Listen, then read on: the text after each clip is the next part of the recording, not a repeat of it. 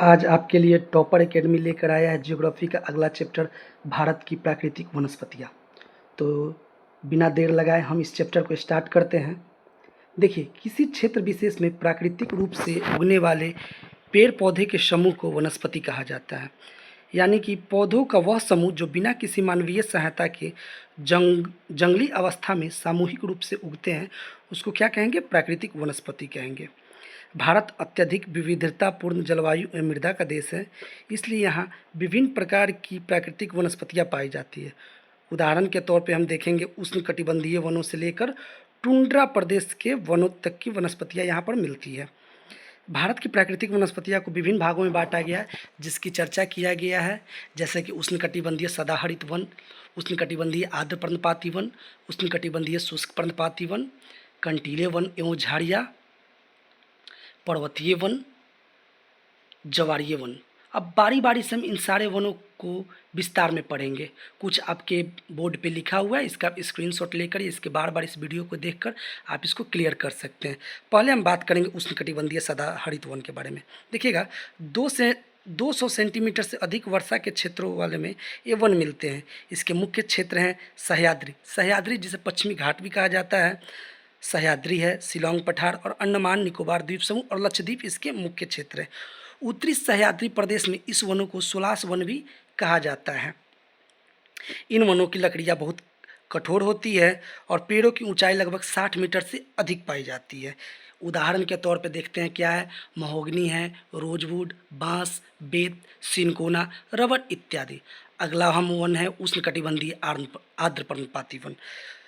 इस वन की विशेषता है कि यह 100 से 200 सेंटीमीटर वर्षा वाले क्षेत्र में मिलते हैं। इसका मुख्य क्षेत्र सह्याद्री की पूर्वी ढलान, प्रायद्वीपीय के उत्तर पूर्वी पठारी भागों, शिवालिक श्रेणी के सहारे भाबर व तराई प्रदेश है। ये विशेष रूप से मानसूनी वन है। इसके उदाहरण आपको दिया गया है, ब्लैक बोर्ड पर ध्यान से देखेंगे तो सागवान, सखुआ, शीशम, आम, महुआ, खैर, त्रिफला, ये सभी आर्थिक दृष्टि से बहुत महत्वपूर्ण वन है। देखिए, सखुआ और शीशम की लकड़ियाँ जो है फर्नीचर बनाने के काम में आती है तथा रेल की स्लीपर बनाने में सखुआ लकड़ी का प्रयोग किया जाता है। अगला वन है हमारा उष्णकटिबंधीय शुष्क पर्णपाती वन। ये वनस्पतियाँ 70 से 100 सेंटीमीटर वर्षा वाले क्षेत्र में मिलती है। इन वनों में ऊंचे पेड़ों का अभाव मिलता है। शुष्क सीमांत में ये वन कंटीले वन और झाड़ियों में परिवर्तित हो जाती है तथा साथ ही साथ अत्यधिक चराई यहाँ की प्रमुख समस्या है। नेक्स्ट वन है हमारा कंटीले वन एवं झाड़ियाँ। ये वन गुजरात से लेकर राजस्थान व पंजाब के उन भागों में पाई जाती है जहाँ वार्षिक वर्षा 70 सेंटीमीटर से कम होती है। मध्य प्रदेश के इंदौर से लेकर आंध्र प्रदेश के कर्नूल तक ये पठार के मध्य भाग में अर्धचंद्राकार पेटी में मिलते हैं। यहाँ की प्रमुख वनस्पतियाँ हैं बबूल, खैर, खजूर, नागफनी, कैक्टस इत्यादि। नेक्स्ट है हमारा पर्वतीय वन। देखते हैं पर्वतीय वन की चर्चा करते हैं। हम जानते हैं कि ऊंचाई बढ़ने पर जलवायुविक दशाओं में विशेषकर तापमान व वर्षा में परिवर्तन आते हैं। इसलिए पर्वतीय भागों में ऊंचाई के साथ वनस्पतियों के स्वरूप में क्रमिक परिवर्तन दिखाई पड़ते हैं। यहाँ ऊंचाई के बढ़ते क्रम में उष्णकटिबंधीय से लेकर अल्पाइन वनस्पतियाँ भी पाई जाती है। फिर हम लोग बात करेंगे कि 1500 मीटर तक की ऊंचाई तक पर्णपाती वन मिलते हैं। 1500 से 3500 मीटर की ऊंचाई तक कोनधारी सदाहरित वन मिलते हैं। और तथा हम बात किए कि 2800 मीटर से 4800 मीटर की ऊंचाई तक अल्पाइन वनस्पतियाँ मिलते हैं। इस वन के उदाहरण में हैं देवदार, स्प्रूस, सिल्वर फर और चीड़ इत्यादि।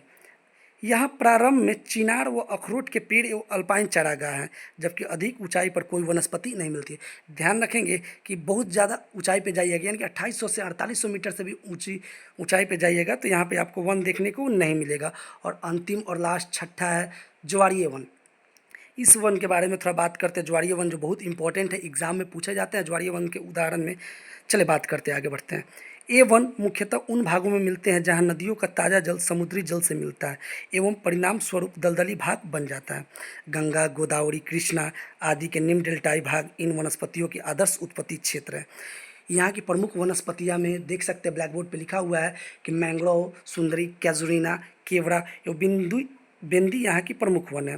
देखिए, ज्वारीय वन की प्रमुख विशेषता यह है कि ज्वारीय वन जो है समुद्री कटाव को रोकते हैं एवं इनकी लकड़ियां जल में सड़ती नहीं है। ज्वारीय वन उच्च जैव विविधता युक्त सदाहरित वन है।